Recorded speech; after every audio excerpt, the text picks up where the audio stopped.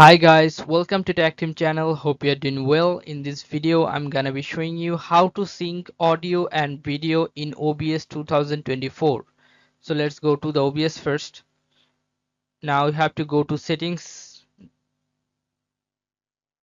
After go to settings, you have to go to audio. Click on audio. Then you will find here. You can see here that desktop audio. Click on this and choose the your desktop audio device. After that, you have to click on apply, then click on OK.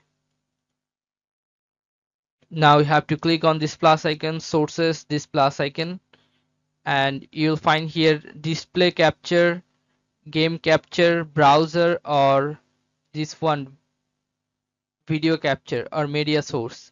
I'm clicking on this display capture. Click on OK. Click on OK again. Now you can start your virtual camera. Click on your virtual camera. So this is how you can do this, guys. Now your video and audio is syncing together.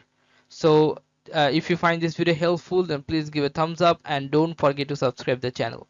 Thank you so much for watching the video.